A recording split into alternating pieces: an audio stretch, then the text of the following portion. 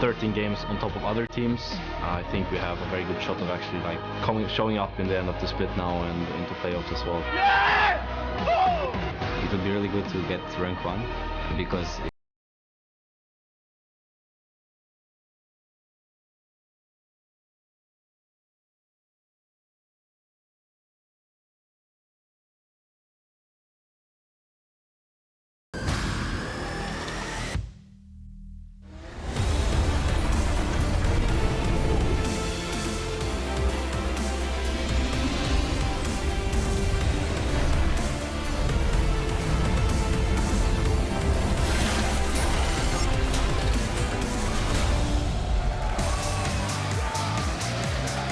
Hello and welcome to the final day of the 2016 European LCS Spring Split. Right there you see H2What, H2K and Elements, and we're coming to you live from our studio here in Berlin, Germany for the last day of games. And there's the Uni-Cheer squad, because you know the Unicorns of Love always have something prepared to fire up their troops. And with just one game left for each team, it is the last chance to make a mark in the standings.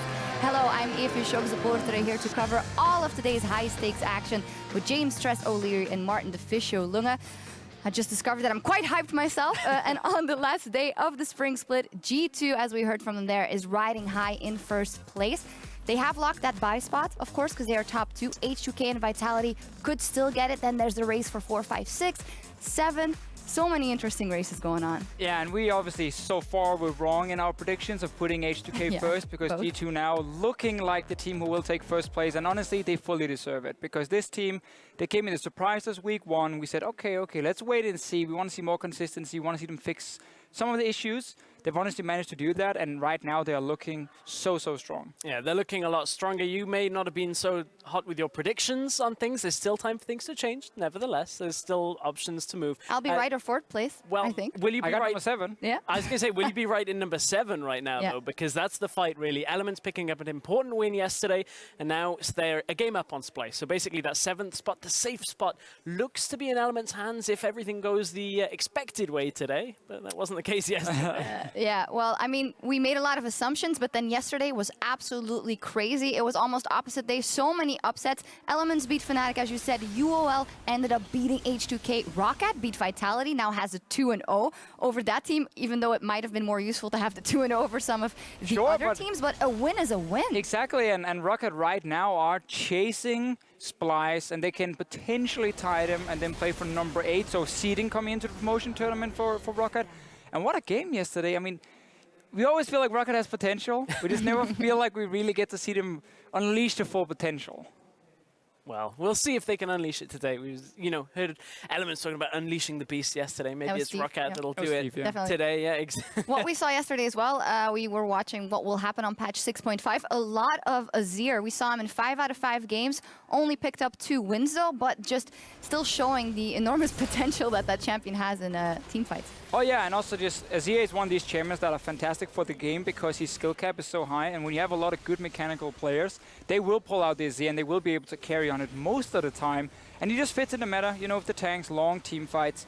There's a lot of other picks though that kind of either fell out of the favor or has now stepped up to like almost 100% pick ban rate. Yeah, we were looking at it just a few minutes ago. It's a bit surprising when Nautilus actually wasn't picked up banned at all. He did take a small hit on this patch, but we were expecting him to still be there. It's like crashed completely. It's like 15 to 20 damage off his Z. Yeah. It's like 0% pick rate. Yeah. Ban rate. Completely gone. Cogmore, another patch now where Europe haven't been touching Cogmore, even though this time another nerf hit him. So Azir's there. What else is going to be there this time? Poppy was picked in every game and first rotation in 4 of the games. So I mean, she's the new queen, I guess, of the top lane. Yeah, maybe. Again, yeah, she was always there, but now she's pushed Nautilus out of the way, and she's number 1. Yeah, we'll see what happens today, because we'll start the spring's final 5 matches in just a few minutes with H2K versus Elements. Later on, G2 will face the Unicorns of Love, and our match of the week between Origin and Fnatic. Very important implications. If Origin win, they lock in 4th.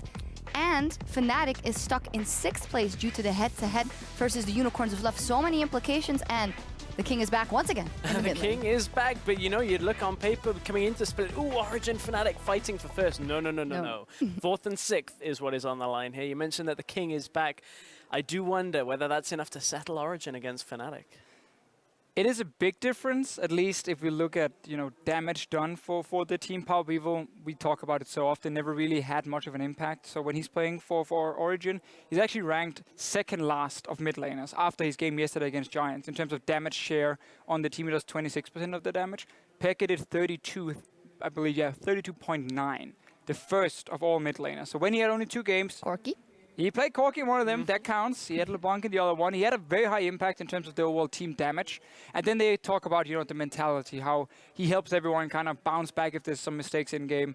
And that's what he needs to offer today if they want to beat Fnatic. Yeah, exactly. The one thing, unfortunately, he won't be able to offer, unless he's been practicing a lot, is going to be that Azir. It was a little underwhelming the last time we saw him bust it out. It was bad. Oh, the guy's had like 3 months off. Let's see if... Yeah, no. I mean, sure, he didn't play last week, but when he did play back in playoffs... That's what I mean. It's been a long time since then. I'm going to give him a little benefit of the doubt. See if he's practiced. We'll see if he pulls out the Shurima. In any case, with a very real possibility of tiebreaker matches in our future, it is important to note that we may have extra games on the horizon, and depending on the number of games required and the teams playing, the tiebreakers will be played out either today or on Monday. But of course, we will keep you posted as everything evolves here, because with all the upsets we had, we obviously can't say in stone how everything will go today. Everything can happen. And later on today, we will be joined by Fnatic's man in the mid lane, and we wanted to extend his expertise to you. Tweet your questions for Febiven at LOL Esports with the hashtag AskFebiven, and we'll get some answers from the world's semi-finalist. As always, EULCS hashtag. We'll hear from him later today. Anything you guys want to ask, Febby? Not That's good really. for broadcast. I mean, yeah, I was thinking... Yeah, there's some other questions, obviously, we could ask, but... No, I'll think about something. Okay, I hope that the people at home are more inventive. That's why we asked them. Yeah, that's why we asked people on Twitter, not us. So. Okay, anyway, without further ado, let's check in with our casters for a look at our first